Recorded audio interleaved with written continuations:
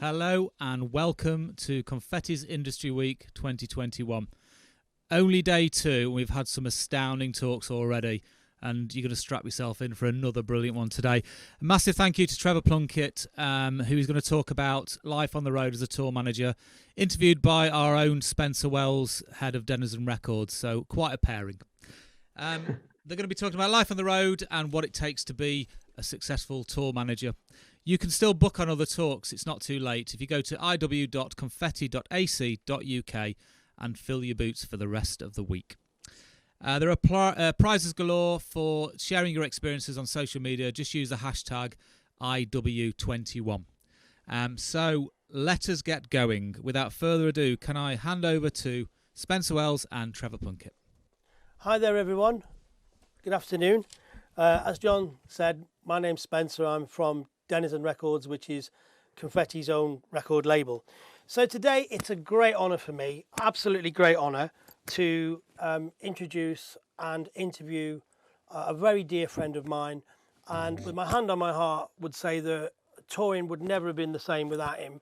I would not have got through it without Trevor. So without further ado, may I just introduce you to the SAS of tour managers, Trevor Plunkett. Hello, hi, Trevor. how you doing? Hi, Spencer. Lovely to see you again. How are you doing? I'm okay. How are you? You're looking very well. I'm doing okay, thank you. Yeah. I like the blowing palm trees. Great. Yeah. I thought that was the best option, all things considered. I think considered I'm in a grey and windswept Dublin. That's the best option I could come up with. Yeah.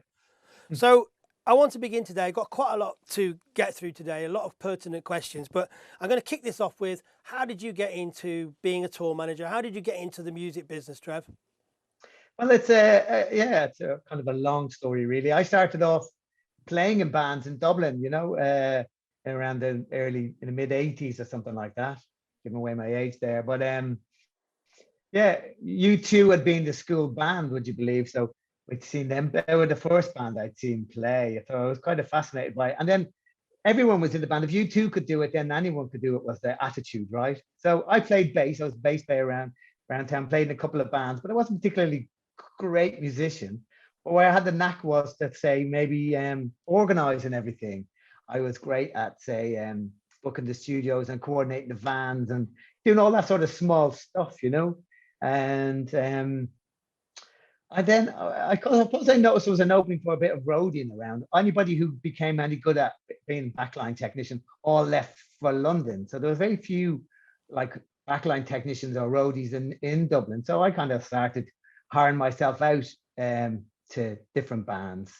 So to gain experience before that, I would say I went into a club. There was a club called the Bag It In, and I introduced myself to the sound engineer there, and they agreed that every Thursday I'd go in and that I'd help him mic up and set up the bands, and I'd learn about what was happening there. You know what I mean? Learning about micing up and I'd help the bands in. And so I'd done that every Thursday, and then every Thursday evening. And then I suppose after a while, one of the bands asked me to travel down the country with them. And so I started doing some shows with them.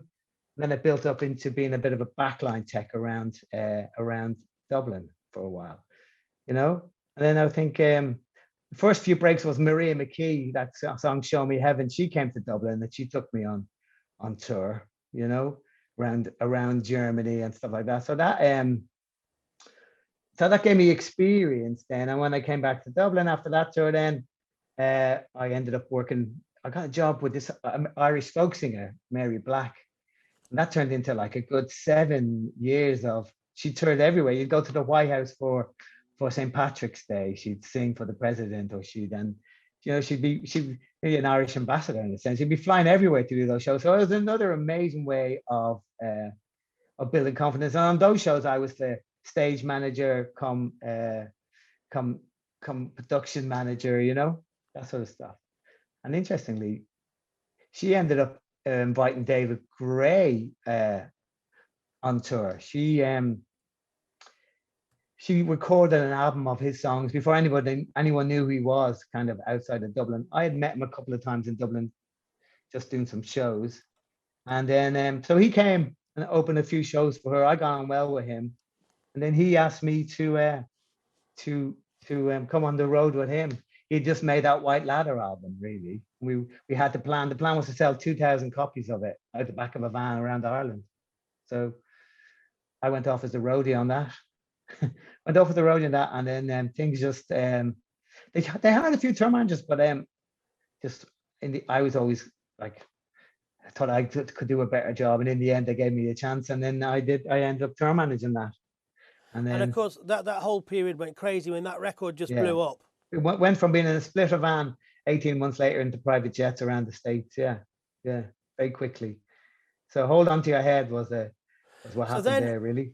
And then I met you, and then I invited you to a gig, and I remember one particular day, which kind of sums up to my next question, really, to wake up in Milan and do a breakfast TV show.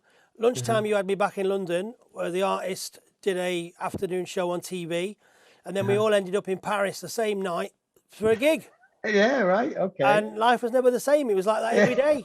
Yeah, so, that's how it rolls. Yeah. So a lot of people view a tour manager's role as total glamour. Can you tell us how it really is?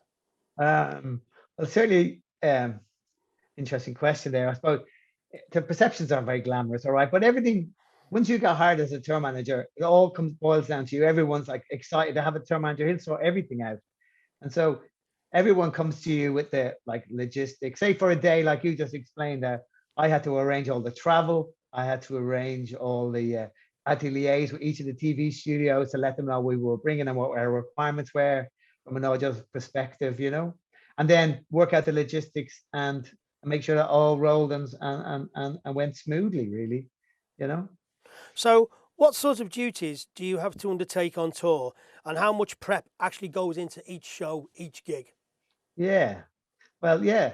So there's an awful lot of work really goes in to it depends on the level of the show, really. If you're doing like a club level, then it's okay, you know what I mean? You might have all the advancing done very quickly, quick stage plan, and your rider and your requirements all get emailed over to each promoter. But as it goes further up the ladder, there's more work to be done, you know what I mean?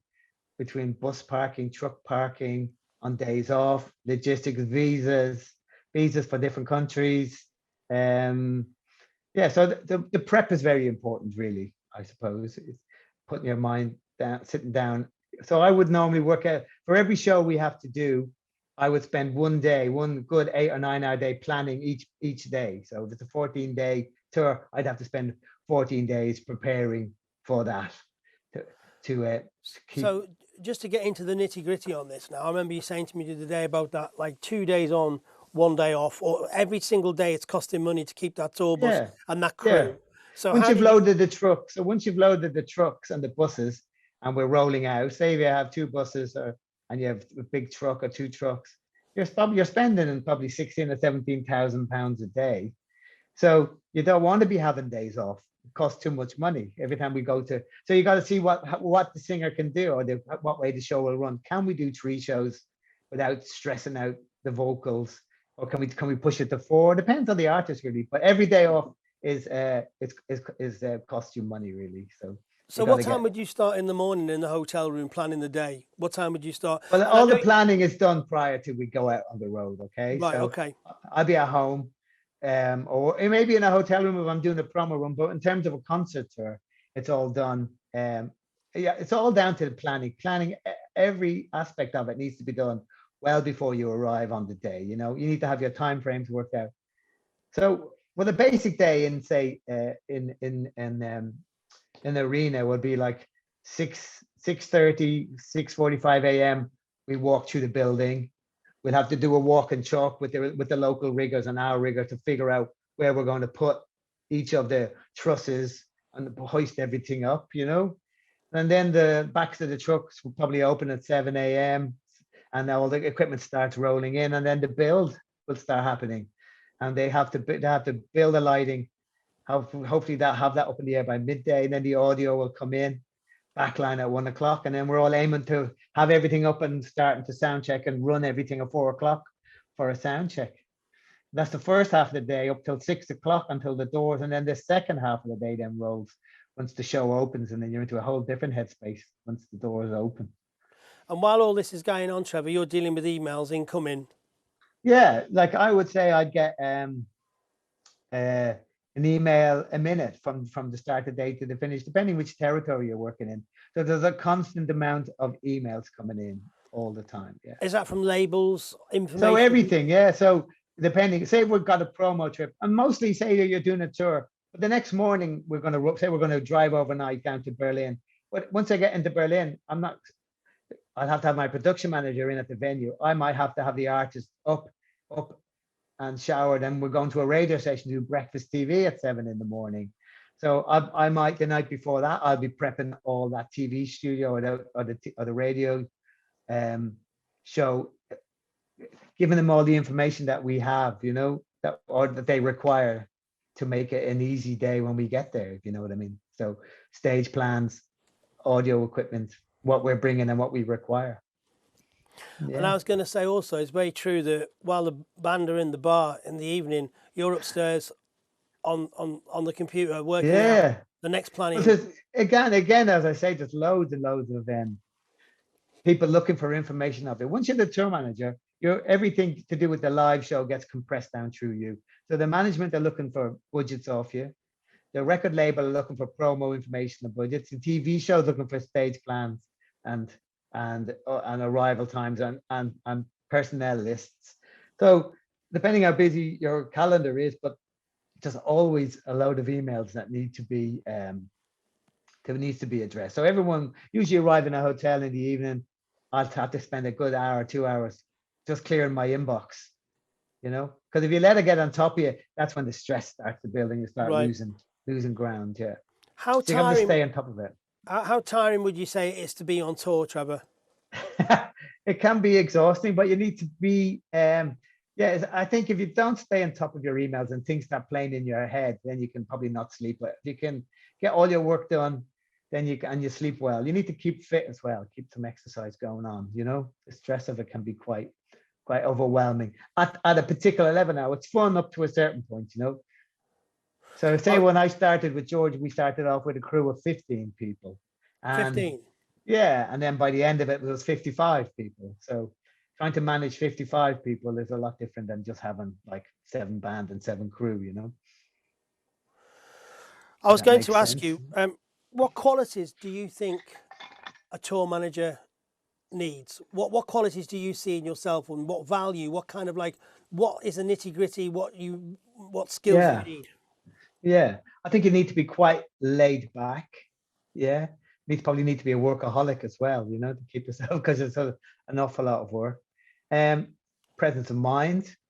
You need to be able to solve problems because there's constant things happening, changing right in front of your eyes. Every time you read an email, either shows can be cancelled or the TV show won't have the equipment that you need. So you need to be able to be proactive. So you just, And building a good team around you as well. That's vitally important, and having a team that you can trust and delegate to. So a production manager who'll take care of all the technical aspects of it, the weights that go up into the air, if I'm off doing some promo with George, and at least I know the production manager has it and he knows what's required from a technical point of view during the day once we're down at the gig. I wanted to ask you today, Trevor, how has it affected business with obviously the coronavirus since last year? Yeah, well, the whole business has grind to a halt, Spencer. So there's absolutely nothing going on really. But so you can imagine there's bus companies who have big loans, there's audio companies who are trying to stay current with the best of equipment, and they're all servicing debt.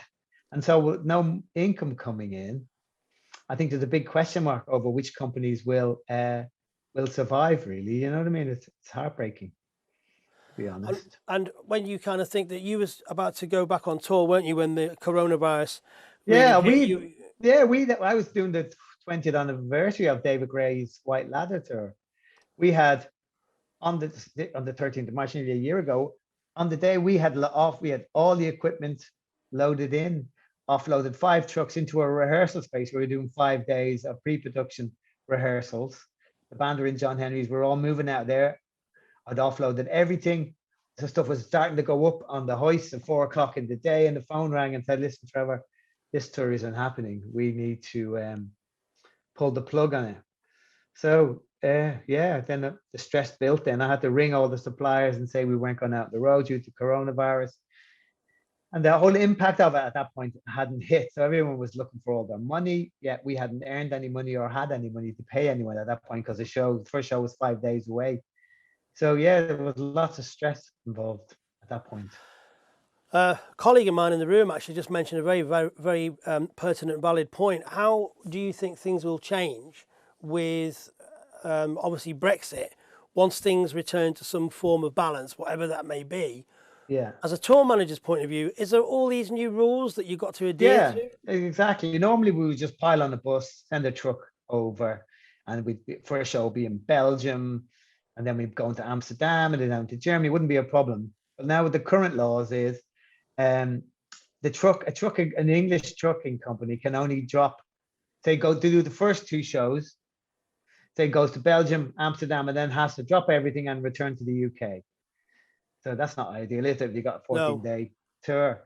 And then the same with buses, I believe, as well. They all have to return. So unless the company has a proper premises in Europe to service the tour, they can't do the tour at the moment. So we're hoping that will get addressed. And but that's a current big problem.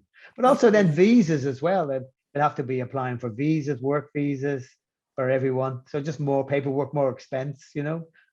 Imagine what about 1,500 quid. What about merch and things? Will that all change, the laws of selling merch? I'm not quite sure about the merch, but I imagine, there'll be VAT and taxes due, which will drive the cost of the merch up in Europe, for sure. So you think with those new Brexit laws being integrated, it will cause a lot of extra work for tour managers? Yeah. If we had been out on the road and Brexit happened, the whole thing would have ground to a halt anyway, because the trucks wouldn't have been able to continue on. The buses, everything would have had to return to the UK, and we'd have to start using European companies, which there isn't probably enough of them really, because most of the industry is serviced from the UK, or had been up to this point, you know, with some German companies for the German industry, but most of it, the stuff would all come from London, or from the UK, not London, essentially.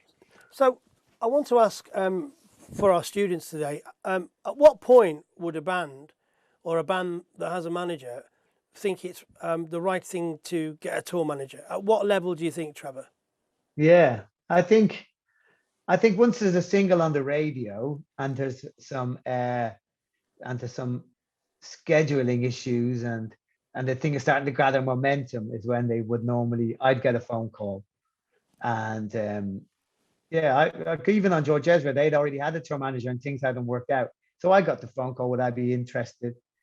And I said, oh yeah. I said, I'm just about to go on a holiday. I'll come back to you. And they said, no, we're going to Australia. We're going to New Zealand for a show, for a 3-week tour. And I was like, oh, so I agreed to do it. And then I had to start working through, like, it took visas, make sure everything was up to date, you know. So it was like from having very little to do to suddenly being overwhelmed by a work schedule, you know.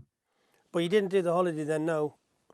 No. You just jumped in. No. Well, it was either they were like, either start next week or we get someone else. And I was like, okay. I'm going to play a bit of George Ezra, and then I'm going to come back to you on a question about that. Okay, go ahead. Have we got a bit of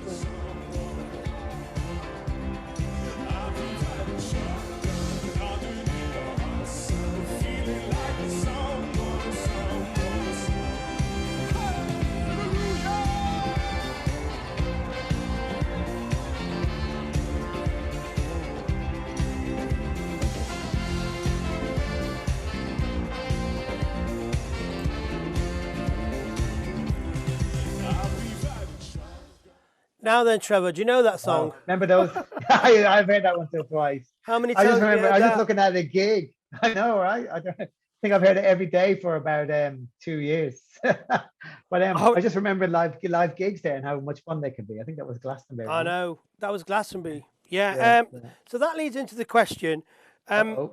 Very challenging. Can you tell our students about the Big George Ezra tour and just how grueling it was to you, how your health suffered, and going to Australia for the day and then back to do X Factor?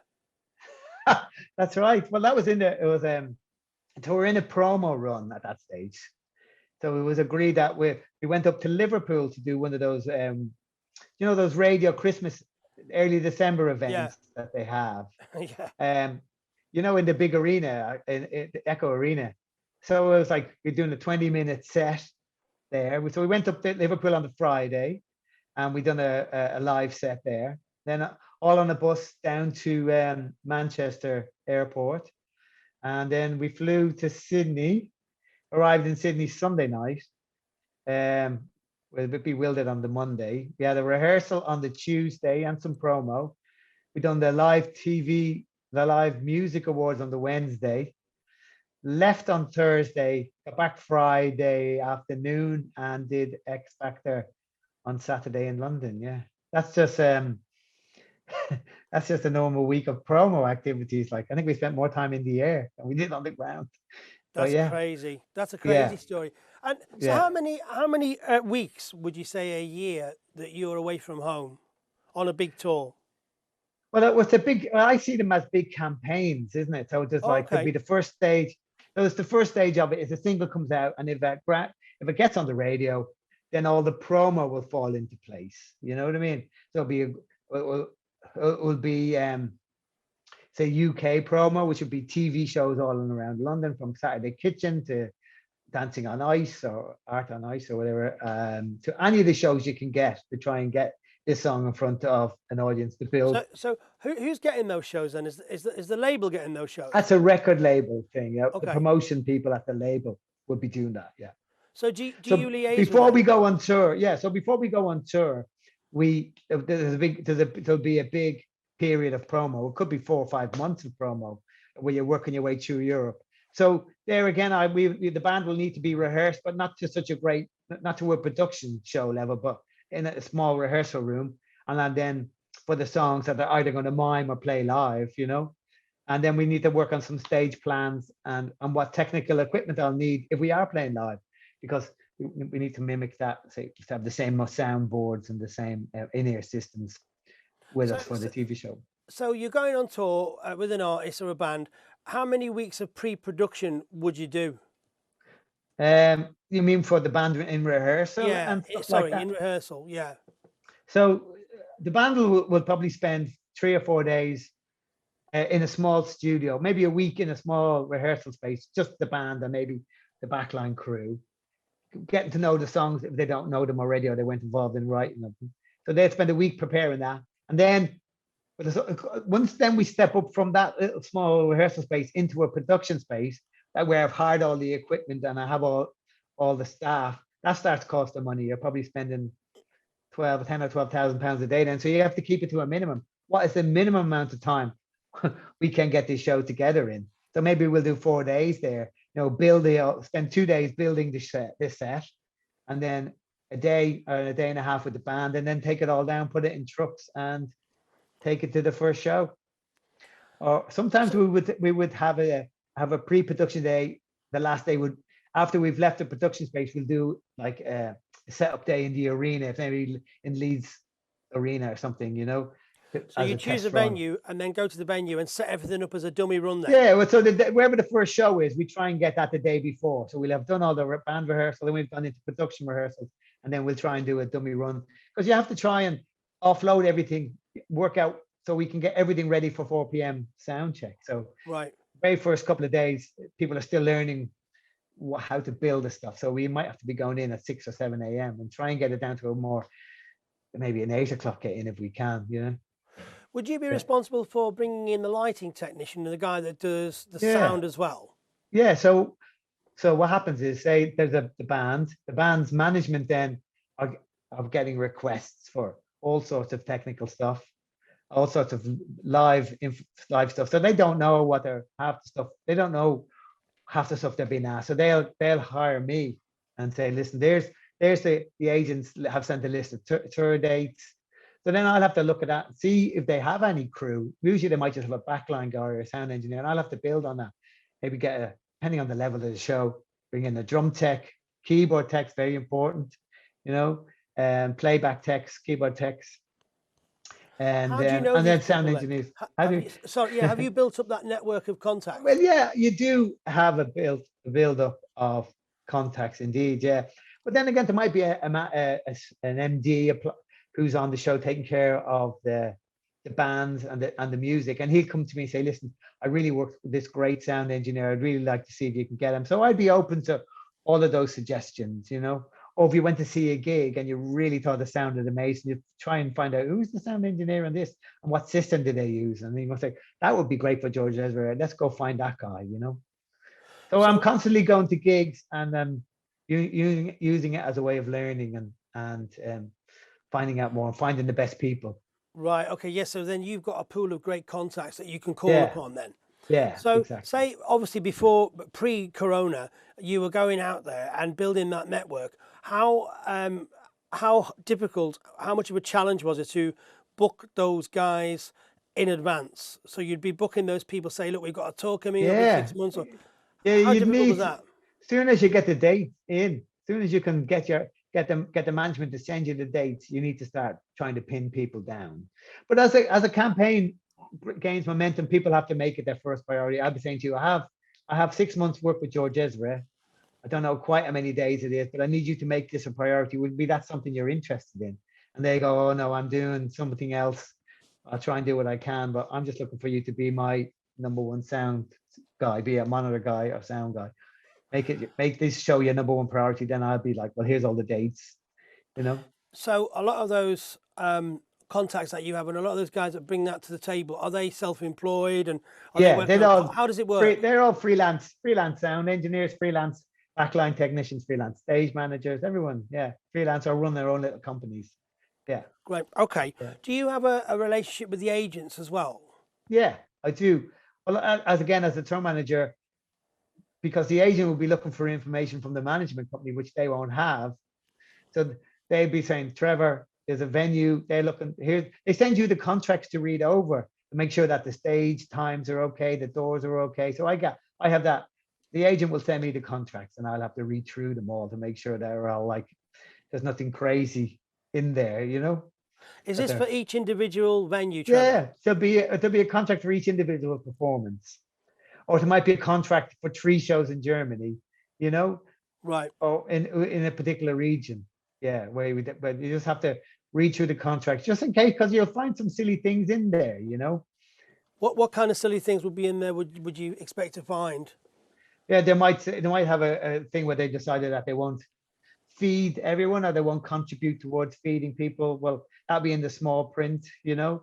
Or they might decide that the stage time is 1 in the morning, and that'll be all hidden. They wouldn't have Right. discussed that with the agent, and you'll be Okay. like, I'll have read it, go, "Look here, can you see them? Why are we playing at 1 o'clock in the morning?" You're like, "Oh," and then you try and go back and renegotiate all that. I find small things like that are missed. So if it comes down to, if it ends up on your desk, you should. That's another thing you need to Well, do I is, remember you telling me the story about how the rider came about. Is because people weren't reading the detail of contracts, so they just threw this rider in. So they made sure that they would actually focus yeah, and read yeah, each individual contract of each yeah. venue.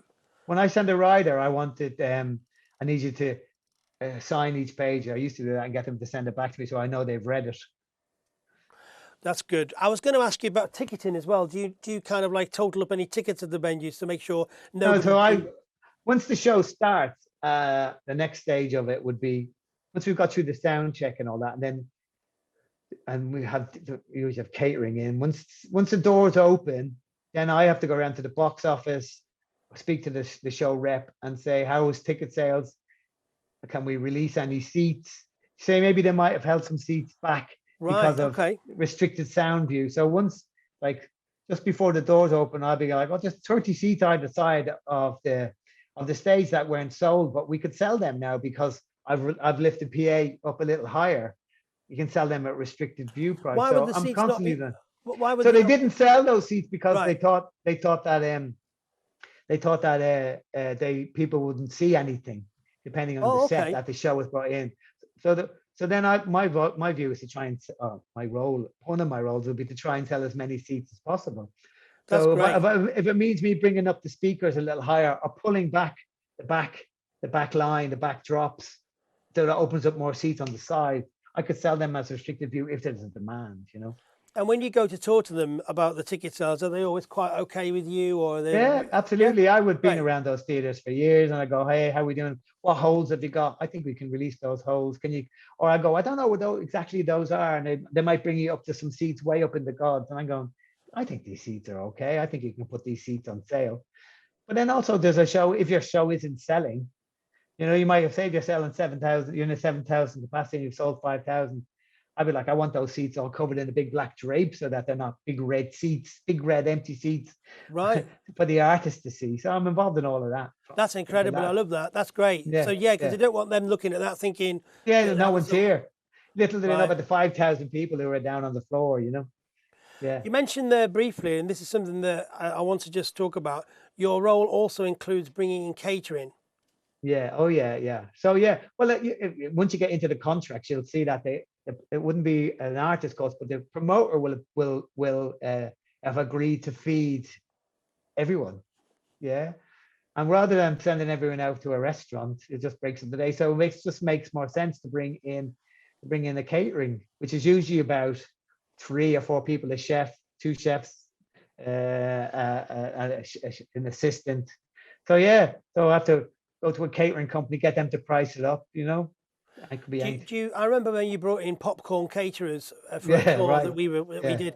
You know, so do you get like 3 or 4 different quotes from different? Yeah, I would go with 4 different quotes, and then yeah, and sometimes not always the cheapest one, but sometimes depending. But Okay. yeah, because it's not always a race to the bottom. It's all about quality as well, you know. So have you got to sort out their accommodation, the catering people who come and Yeah, tour? I would do. So I would ask them to include the cost. Yeah, I would include them in my I need to give them space on my bus. So that's 4 bunks gone, and then I need to put on days off. It's the crew only have hotels say on days off, so they live on the bus, roll down to the next show for say for the 6 a.m. get in, 6 a.m. get in, 6 a.m. get in. Maybe So not even. so let me just get that right then for the students as well. Okay. So basically on the bus Yeah. and then So on 3 days off, days on hotel. 3 days on the bus. Say we do a show, 3 days on, 1 day off. So you'll do 3 days living on the bus, showering in the venues, you know, depending which department you work in. You're working light, you'll be up early, but you'll be finished by 12 or 1, and then you can go and crash. And then the backline department come in, but everyone will be showering in the venues. Yeah. Right. Yeah. And that's something that you have to sort out as well in advance. Yeah, I need to let the venues are made aware how many people. I need towels. We don't carry towels, so I need 150 towels or 50 towels, you know, ready for us when we arrive, so people can get off the bus and go in and shower. And then on the 3rd day, then we'll roll overnight. Maybe it could be 8 or 10 hour journey, and I'll try and get an early check-in in the hotel so you can have a reasonable nice time on your day off. No point. There's nothing worse than waiting around on the bus till 3 p.m. to get into your hotel room. It's very frustrating, and it's your only day off. I'm kind of building up a picture of how much responsibility you have and how many different job roles that you undertake just for going on tour. Yeah. So looking at costs then, what would it cost to hire a tour bus for a week? For a week. Depends where the bus has to go, Spencer. So Right, if the bus has to go to Berlin, there's more fuel expenses than the bus going up towards Nottingham and up to Newcastle, right? So yeah, that's all. But on average, if you were saying to me, Trevor, quickly, I need a back of a fag packet budget. We want to take a band for some shows up around Manchester, up to Newcastle, maybe up to Edinburgh. I'd say just the transport alone is about $3,000, you know. A week? Would be no, that would be £1,000. It could be about £900 a day, really, for the bus, you know. So. And then all the other costs on top. I would do a bus and trailer, yeah, and we get 15 people on that bus, yeah. Yeah, so you get your band and your crew, everyone on all the equipment in the back on a trailer, all the backline and audio equipment. And then we wouldn't be bringing catering to that show. We'd be just sending you out for a restaurant at 6 o'clock, yeah. At what point do you kind of make that call from going from splitter to tour bus? It's about the venue size, isn't it? And so there again, when the contracts arrive, you have to pay attention because it says in the contract that the room is empty. So you might be playing in an academy and they say, oh, well, there'll be no sound or light. So you go to Brixton Academy, you it's clear in the contract that you have to bring in the sound and lights. So then you realize so you have to price up sound and lights for the tour for that period of the 2 weeks. Yeah. Bring that with you. On one of those kind of tours then, Trevor, how many buses are you looking at? If you think about the band, the crew, how many coaches? Depending on how successful. Say if you're playing around 1,500 capacity, okay, you could possibly try and do it cheaply on one bus, but everyone would be really cramped. It'd be on everyone's face, not ideal. So if there's money there, I'll try and do a band bus, because they work to a different schedule, don't they? They don't need to be in the venue till 4 o'clock. Well, the crew need to be in the venue at 8 a.m. or depending, maybe with a show with already have some production in at maybe 11 a.m. So I'd like to split it into 2 buses if possible, but it's all about the budget and the ticket price, really. Okay. And bands always want to keep the ticket prices as cheap as possible. So you're looking at the band on one coach and then the crew on another. That would be ideal, yeah. And then as the show builds, like we had 4 crew buses on George Ezra and 1 band bus. 4 crew buses. I had 55 people I had to move around. So when you started with that, how many coaches did you initially begin with on George? Started off with 1, but very quickly it was too cramped, and there was a demand for tickets. So there was a budget there for me to be able to upgrade it to bring in a band bus and a crew bus on that. So on that tour then, that was a small. We were playing. I think we played at Brixton Academy or Hammersmith Apollo kind of size venues. But when you started to go overseas and go abroad, and presumably in America and stuff, what were you up to then? Yeah, again, we were doing 1,000 capacity venues in America, 1,200. But again, we had to bring the crew was so large, I had to split it up into 2 buses again. I had a crew bus and a band bus once we went to the States on that.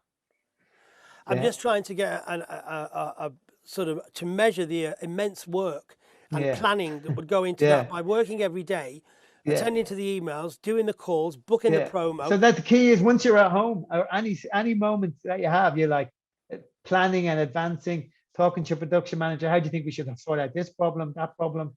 It's constant. So once you might be in a radio station and George is in playing in the studio, but my head is in 2 months' time at a Glastonbury where they won't allow us to set off any streamers or trying to sort out problems like that. You're constantly trying to pin everything down. So planning is key. Planning is key. So once you get there on the day, you know exactly what's happening at what time, or in theory anyway. Yeah. So from when you get on site to when you actually, because there's all these rules around the buses. The bus can only drive for 9 hours, then you have to have 12 hours off. So you have to plan the driving, arriving on site and exiting the site as well with the driver. So lots of work with that as well. Yeah, because he has to have a certain amount. He has to have X amount. Yeah, the EU law that dictates his rest. Yeah. Who would you say is your most your sort of right-hand man, if you like, on the road? Would it be the production manager? A good production too. A right and left-hand side. So I'd have a good production manager who can answer all the technical questions. You know what I mean? His head will be deep into all that, and I'll be deep into the logistics. And then a production assistant who'd help you. You know, who does, like, for say a bus might have 2 drivers, a truck would have 2 drivers if they got long drives. So all these drivers coming in looking for information. I'm busy doing my emails. My production manager is busy sorting out weights and stuff for the shows next couple of days. So I have a production assistant who's like, give the drivers their towels for the showers, and give the band and crew, pointing them towards the dressing room and catering. Everyone sees you and wants to ask you a question all the time. You have to develop a bit of a narky face so that people won't approach you as well. And I think it's also being very calm, like you're saying, very laid back and very like being able to, deal with immense pressure all of the time. Yeah. You have to, there's a tremendous amount of pressure involved, but you have to remember it's light entertainment at the end of the day, So you can stress yourself out, but I just go, you know what? It's only a gig. This is only a gig. We'll do our best. We'll get there, What would you say? I wanted to ask this. What would you just give me an example? Give our students an example today of the most challenging and difficult time of being a tour manager on tour. Most challenging. Time. Yeah, and that can be technical as well. The most challenging you've ever had in your career. Oh gosh, Well, it's my career span so much that I forget about half the stuff that we've been through. But of late, I think what can be really stressful is when things don't work. So you've loaded in and you're struggling to get the stuff off the ground and the lights, and you're watching the time. You're watching the time tick away, and suddenly the lights aren't working. You know what I mean? It's like nothing's working, and then the stress levels, and then or the audio's not working, and it's 4 o'clock, and we're like, we need to sound check. Then at this point, I'm going to the venue or to the promoter going, I need to extend the doors because we haven't had one sound. There's not enough power, or there's not enough. It usually happens in somewhere like Milan or somewhere crazy where things are a bit more chaotic, you know. And the stress just builds because there's stuff isn't working. Stuff isn't working. But normally, I don't think we've ever had to cancel. It just means people have had to wait an extra. The doors didn't open for an extra 45 minutes while we try to sort out all the problems. At that point in time, though, do you have to remain super cool? You just have to get even more calm and more, because everyone, the artist is losing his mind, and managers are ringing you. What's going on? You know, it could be a really bad weather outside. What you're aiming to do is try and let people in out of the cold, but I can't let them in because we haven't even sound checked yet. You know, so yeah, that's when the stress can build. But touching wood now. How do you liaise with fans or do meet and greets or guest lists? Yeah. I know that's another role that you have to undertake. So once the doors open, that's the next part of the role. Yeah. So there might have been a radio, that whatever radio station is supporting the artist, and you might have been down there that morning. They'll have run a competition, say for 6 or 10 people to meet the artist. So then they'll say, what time? We'll try and pick a time. I try and keep it the same time every day, so that it's either 7:15 or 7:30, so that, and the artist is on stage at 9, so it gives him some time so he can go off and get ready. So yeah, to be a meet and greet, I'll have to source a room. No, I don't want all these meet and greet people in the dressing rooms or near the backstage. I'll try and find somewhere appropriate to have a meet and greet. And then you bring the artist down, a couple of photographs, and then a quick sign, and then try and make it as quick as possible, 15 minutes maybe, and then back to the dressing room. Yeah. I remember there were certain artists that were charging fans to attend. Yeah. When they were doing the kind of the warm up, if you like, the rehearsal. Yeah. And they were charging the fans to come in and see that. And also, there were certain managers that were charging a fee for a meet and greet. Yeah, I've seen that. They're 100 or 50 quid to go in and spend 15 minutes with the artist. Yeah. How do you feel about that? I think it's I just think that I didn't like that idea personally. No, I think it's quite bizarre that, but it was kind of just a sort of. But it seemed quite a popular thing, didn't it? Yeah, it seemed quite popular. It was all the Westlife guys when things hadn't worked out, they were doing it. And also, I think Gary Newman did some concerts where you could go and pay an extra £100 to watch the sound check. Oh, really? Okay. Yeah. I just want to ask you. Yeah, we do have sound check parties instead. Say, a meet and greet. The radio station might have arranged it for people to come and watch the sound check. For competitions. Yeah, so we might have. We actually, obviously, I'll have to have the real sound check first, say at 4 o'clock, and then arrange for these people to come to meet at 4:45, and then bring them in at 5 o'clock so they can watch the last 2 songs of the sound check. So that's another promo option. I don't want to get into money or anything like that. That's very confidential. But would you say that it's, for a budding student that wishes to kind of like explore being a tour manager, yeah. or would you think it's lucrative or rewarding, or sort of advice?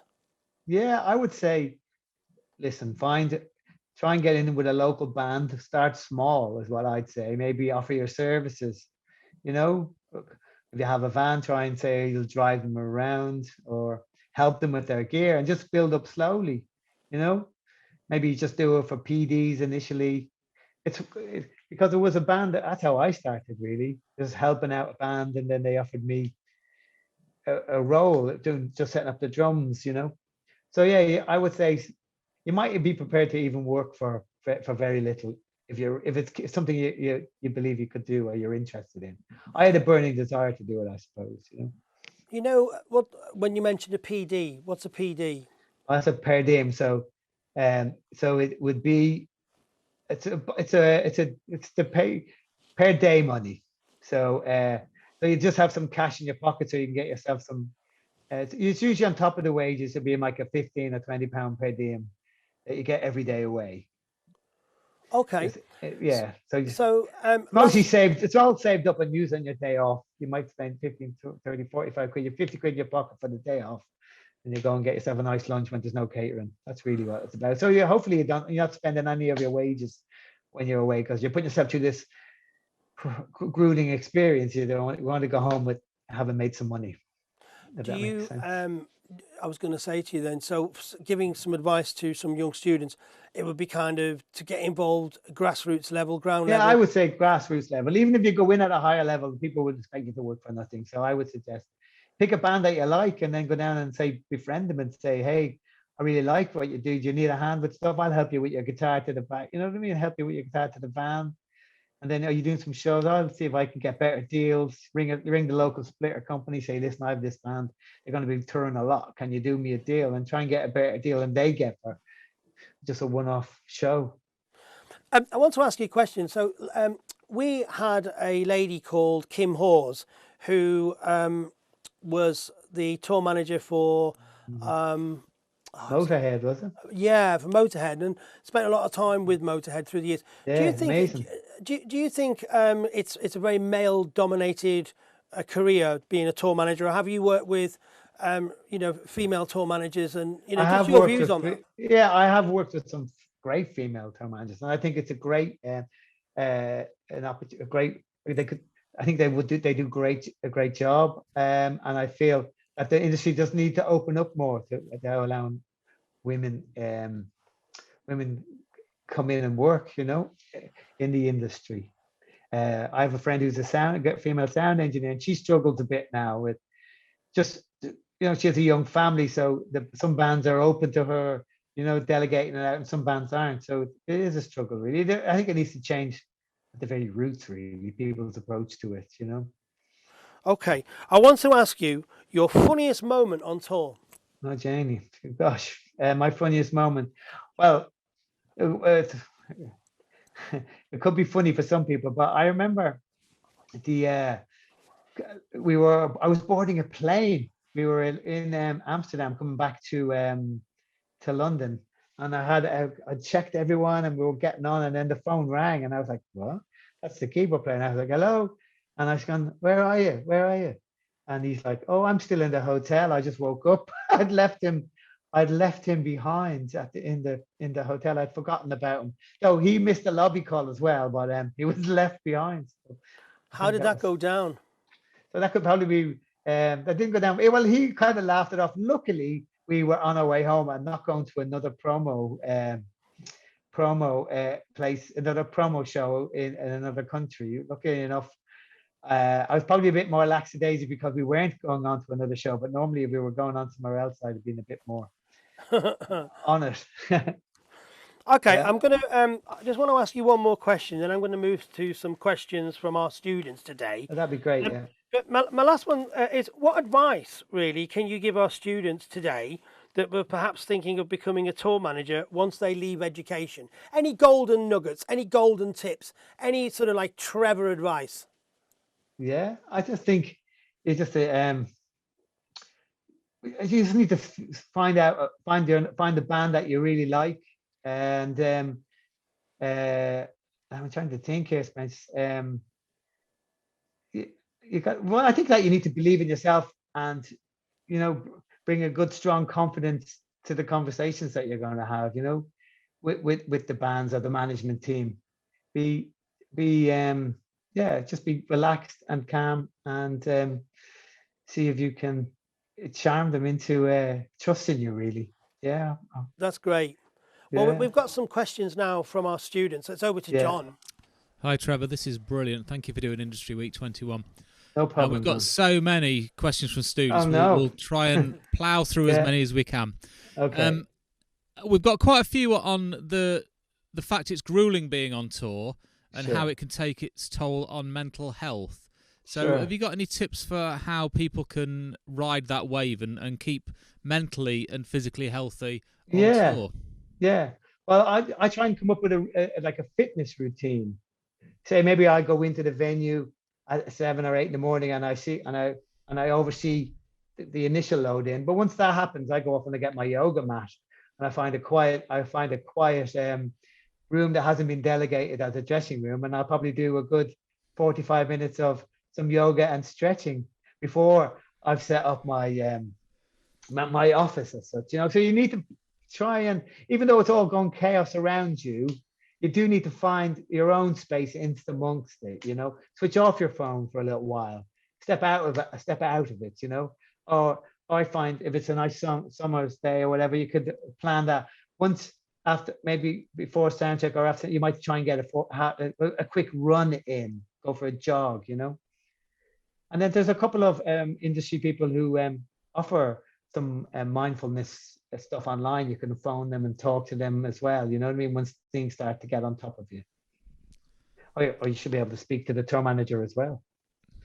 Thank you very much. That's really good advice. Thank you. We've got a question here about the most exciting moment in your career. When's a moment you thought, God, it doesn't get better than this? Yeah, I think it was way back with David Gray. We were playing at Glastonbury, and then David Bowie came over to the dressing room to knock on the door, and I opened the door, and David Bowie was saying, "Is David in?" So I remember being quite overwhelmed by being in his presence, I suppose, And then later that day playing Glastonbury as well. I think seeing the David Gray show grow from being like 15 people in Cardiff to about 5,000 people in Cardiff, all within the space of 18 months, is quite a thing, really. Brilliant. Thank you for that. That's a good answer. A couple of questions about what's the weirdest thing you've had to provide for an artist on tour? Of any artist, you don't have to name them if you don't want to. Got any sort of quirks? Get rid of the brown M&Ms, all that sort of thing. I think, there was a few things, but I couldn't really say them publicly. I think, what have you heard about other artists then? Again, you don't have to name the artist, but any unusual riders? See, the thing about the unusual rider is, well, when I do get an unusual rider request, I'll go in and say, listen, I've seen your request here, and I see that you want someone to spend an awful lot of time preparing something.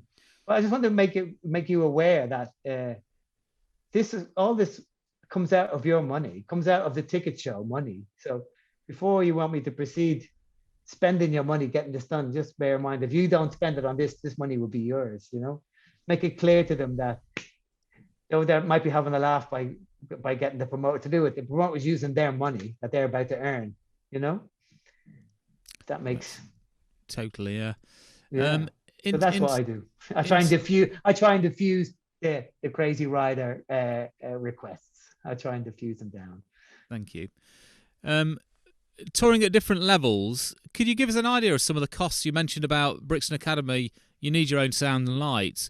Yeah. What sort of figure you're looking for of a tour of that size? Well, depends. See, the thing is, depends, right? So if I just need for that one show, then it's quite expensive, because the hire company are going to charge me a prep day, the show day, and then the de-prep. So it makes more sense for me to go to that company and ask them to provide for the whole tour, Yeah. And so I don't know, you could be spending £1,000 a day on audio, maybe 1,200, 1,500, depending. Yeah. Wow. Where it's cheaper to do it. It's cheaper to do it in bulk, take it for the 2 weeks, as opposed to just doing one-off shows, because a lot of promoters go, "Oh, we'll provide the gear," but you find out if it's cheap, it would have worked out better for you if you had taken everything with you. It would have been more cost effective, because the cost of providing locally is quite expensive because of the 3-day hire. Yeah. And what are the bits of touring that you don't enjoy? The bits you don't enjoy, I think, the grueling traveling. If you've got like an epic flight the flying can get you after a while, but there's always, I don't mind the traveling. I don't mind the arriving. It's the traveling that can be, that's awkward. So I think traveling and grueling, if you're like flying every day, I've done tours in America where it's like, we just have to fly every day. And that just becomes tedious after a while. Whereas on the tour bus, it's much more relaxed. You can go up and lie on your bunk. It's a bit more, though it takes longer, an hour in the air is by a day on the ground. But like with George Ezra, he'd much rather spend all day driving than going to the airport and going through the hassle of checking in and going through security. So yeah, trying to find a relaxed way of traveling. Thank you. Have you been involved in any of the online streaming gigs that have had to pop up over the last year? Is that something you've been part of? No, it's not something I've been a part of because my job's more logistics and cash, and so there's no logistics really involved. David Gray does it from his own studio in the basement of his house, and he has his guitars and everything that he needs there, and he just brings in the camera people. They arrive with their servers and plug it all into the internet, and off they go. So they had no need for a tour manager once it's virtual. Thank you. We've got some live and technical event students in, so this is about to get a little bit geeky. Yeah. We've got some questions about specifics on using software to organise logistics, and they gave an example of Eventric. Does that mean something to you, Trevor? I do. I use Eventric. I use MasterTour. I'm actually part of the beta team in organising their developing their software. Actually, yeah, I get all to try out all their new ideas. So yeah, so everyone on the tour has an app, and then I used my computer as the master, and then I'll do all the scheduling, and then it's good that way because with that software, it just shows you maps. It gives you great detail about the area you're in as well on your days off. And it's very easy because there's lots of the hotels and the venues, all that information's in their data bank. So I just have to type the name of the venue, and all the information pops up into my master. And then once I have it all prepared, which might take 2 or 3 days as the schedulings change, and I can paste and copy as well in that, as opposed. And then I just publish it, and it gets sent out to everyone's app. And even right up, I can just refresh it once the time's all changed. So you're constantly at your app refreshing. It's better than the book of lies that we used to do. Beforehand, there would be a spreadsheet. I'd spend days and days and days prepping it, one big Excel book, send it off to be published, printed, give everyone a copy. And then the next day I get a phone call. Oh, sorry, we gave you the wrong times. The band are on half an hour later. So that can be. So that's why Eventric is a very good solution. I think it's great. Amazing. That's really interesting. Really good. Yeah. Check that out. I've got a question here about visas. Generally, how hard is it to sort out visas for touring abroad? Yeah, it's a tedious job. So I'll need to get a photograph from everyone, and every country will have a different requirement. So if I get your head shots for America, they're not suitable for Australia. I have to go back to you and say, I need another headshot with a different dimensions. Then I need your passport. And everyone has different requirements. So whilst I'm touring, I'm gathering all this information. I'm working on the Australian application for visas. And that might be, I need to be getting this in. I need to start working on this probably 3 months before we go, because it's going to take me a month to talk to everyone who's coming and get all their details. Because now no one has all these things in their back pocket, you know. And there again, I use probably Dropbox or something. Someone create a little folder. It'd be great if you just popped everything into that folder. I can grab it all. Yeah. So technology again helps. But yeah, the visas is costly, and it's also time consuming. Yeah. Sometimes it can be so that I might delegate it to one of the assistants to try and follow up with people because I'm sick of asking for the passport. There's a good question here from someone about the Ariana Grande show a few years ago in Manchester with the bombing. Yeah. Has anything changed in the industry on a day-to-day touring level? Yeah, that's true. I would bring a security person with me now.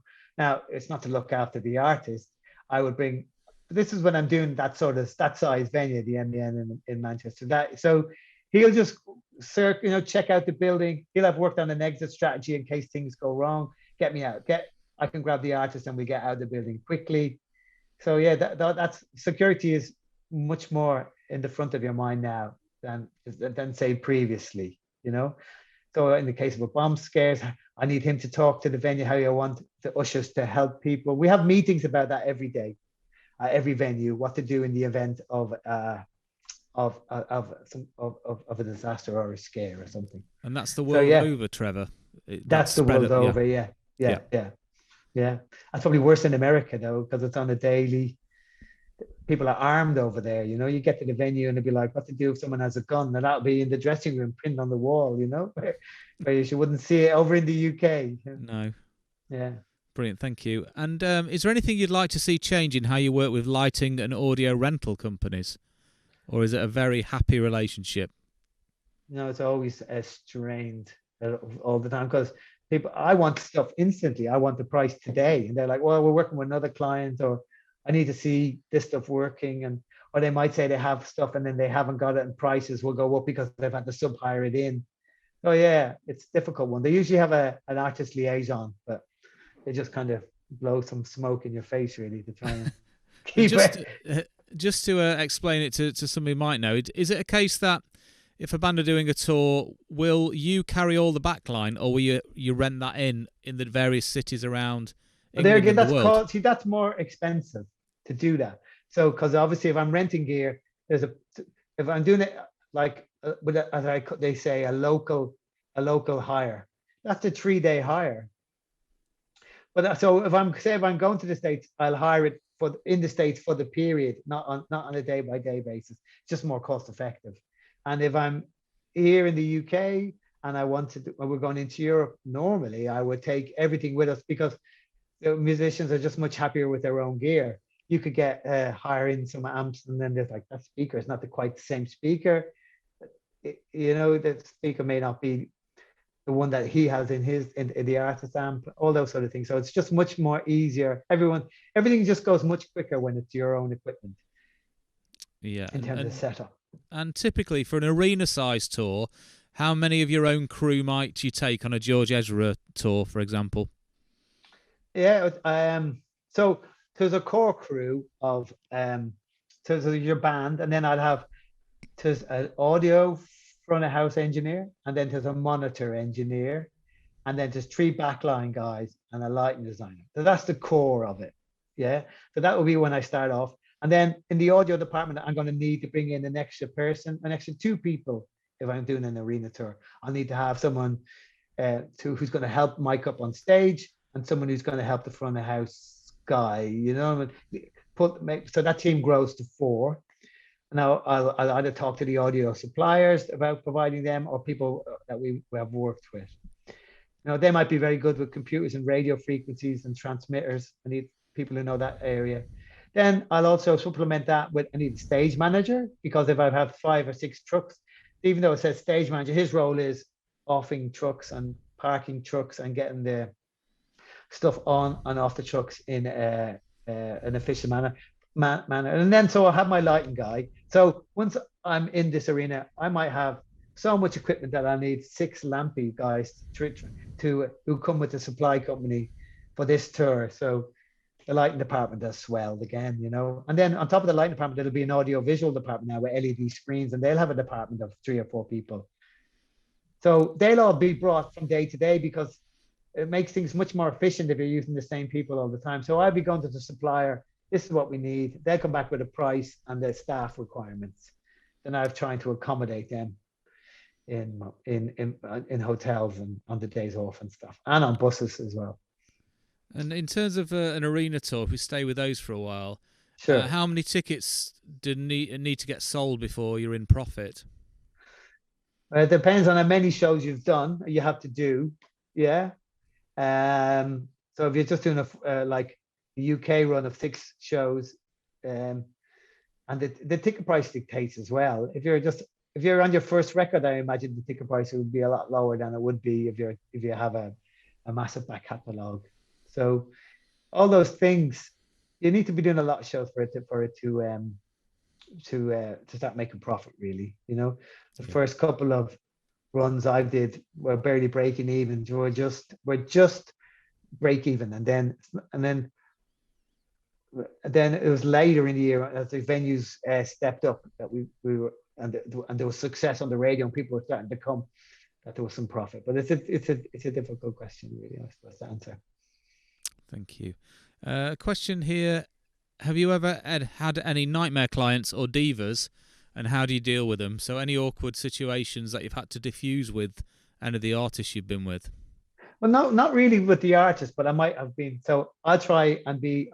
So I travel everywhere with the artist, so I have a rapport. I'll be on a day-to-day, but there might be some difficulty where I'll always side with the artist, and so it will be against the promoter who will want him to do something that he hasn't cleared up management, or do an interview on the day, or meet his family when he's having his dinner, or something inappropriate, you know.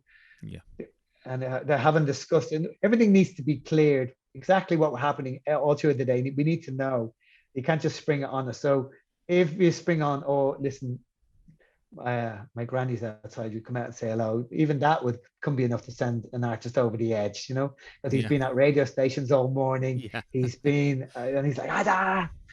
So yeah, I just try and diffuse the situations. Yeah. Thank you. And do you ever have to sign any NDAs when you're touring? Yes, I do have to sign NDAs. So hence my social media is quite restricted. Yeah. So you're allowed on social media. I wouldn't be allowed to post anything about the particular artist I'm working for, or have him even in the photograph, or reference him. Yeah. Wow. Yeah. Or even talk about him for the next 7 years afterwards, or probably for the rest of my life. Yeah. Yeah. So you do have to sign some non-disclosure agreements. Yeah. Brilliant. And I understand you won a tour manager award. What talk a little bit about that. What were the criteria and what was the award, Trevor? So it was the Music Business Awards, and it was like venues and promoters. It's kind of their industry magazine, and their industry magazine, and they vote, really. So it's like they all voted, and then I ended up winning. So I was quite surprised. I'd gone to the event thinking, well, I have no chance of winning, and I had a few beers. Next minute they called my name. So I was quite taken aback, really. So if you see the photograph, I'm looking a bit surprised holding the award. But yeah, it's very pleased to have won it. Yeah. Yeah, well done. And then of course the industry collapsed soon after. I got that in November 2019, and by February the whole industry had shut down. Yeah. Yeah. Thank you for that. Back over to Spencer. Hi, Trev. Hey, Spencer. How you doing, man? I'm great. I just want to ask you, what artist would you most like to be tour manager to? Yeah. Any artist in the world, I suppose, dead or alive as well, really. But who would, yeah, I know. I don't know about dead or alive. Dead or alive. I suppose I think I'd like to try one of those super mega bands like U2 or something like that. You know what I mean? It's like everyone's in their own private jet kind of tour, you know. Okay. I wouldn't do it for very long, but I'd like to see how it rolls, you know. For a couple of months. Yeah, I can only imagine how crazy that would be, you know. Okay, this is my. Like, I was done a tour. We were on with David Gray, and we were opening for David Matthews. Dave Matthews is Dave Matthews band. Dave Matthews band, and they were rolling to the next show. We were on the tour bus for the next 8 hours. Whereas their solution, you have the private jet if you want to take it. There's also each member of the band had their own bus if they wanted to take it. So they had so many different choices of how you could get to the next venue within their little organization. I just thought that was like. I remember you giving an artist the best bit of advice ever when we were sat in Denny's diner. You were there, and you said to me, he said to the singer, "Don't talk," because he was about to lose his voice. That was one of the greatest bits of advice ever. Just don't speak. And you was writing things down for him. What would you like to eat? And he would be writing it down. Don't speak, which I thought was great advice. Yeah, I think people underestimate the the instrument, the voice. Like I've been to so many doctors with artists whose voice has been like from over singing from the promo. No one ever learns that like we shouldn't reduce the amount of promo, and everyone will try and push because it's all about earning money, and they realize, oh, we can't do 4 shows, but we'll have done it for a month, ruined his voice, and then they realize, oh, we need to cut this back. So as much as I'm always raising the flag on behalf of the artist, going, I think you're pushing this guy too hard, but I always find it's always too late before they actually listen to me. I remember when that happened. Yeah, I remember when that happened to a certain artist, and because they've been talking too much, doing interviews all day, and then they lost their voice. Then singing, and then maybe if you might not have it's very important to have a good monitor man guy, so that it keeps the whole thing constant in your ears. If you start messing around in that department, and then he can't hear the notes he's used to hearing, and he forces the voice, that can be a disaster. That can be very stressful, having to pull shows. I've been on stage at like 4 p.m. and then the artist tries to sing the instrument. He just can't sing. So I've had to go, listen, if we do the show tonight, we'll get this show, but we won't get any more shows for the rest of the week. So I'll have to ring the management and say, listen, this guy is absolutely wrecked. We need to pull the show. And that's when it becomes quite stressful, pulling a show on the day at 4 o'clock when there's people outside the venue even, I think you might be met us one time, Spencer. Are you with in Madrid? And all the fans, we couldn't do a James Morrison show because he lost his voice, and all the fans were outside, started shaking the bus and everything. Yeah, oh yeah, and also at Coco in London, in Camden, when he just pulled out. Yeah, pulled out at 4 o'clock. To everybody. Yeah, very stressful. I think you did. I just got him in a taxi, went home. All right. So moving forward, Trevor, what are your hopes when you return back to touring? How do you think it's going to be different after the corona virus has gone? It's all gone away. Well, do you think? Well, the thing is, do we think the coronavirus is going to go away? I think that the coronavirus is going to be like the flu, and that everyone is going to need to be have their vaccination regularly. And also, I've been approached now about being a COVID officer on some Netflix shoots here in Ireland. So I think that there's going to have to be a COVID officer incorporated into your crew. Really? People, yeah. That's very interesting. You think it's going to be around, but sort of stay like in a sort of form of a flu, and then obviously every year people will have to be re-inoculated. They have to get re-vaxxed. Well, that's what, from what I'm reading into the science, that's what I think. Yeah. So how do you think it'll be for you when you start returning to some sort of balance? I know, because I had nearly burnt out on the George Ezra thing. Had been so grueling. I was so glad, and I was deciding to take some time out, and I was starting to question it. But now I've had a year of sitting at home. I can't really wait to get back to work again and back out on the road and start going to places and doing some shows. Really, keeps me alive and keeps my brain ticking over. Do you think the live scene will come back with a vengeance, Trevor? I think it will. I think everyone's planning to go out. I think it will be quiet this year.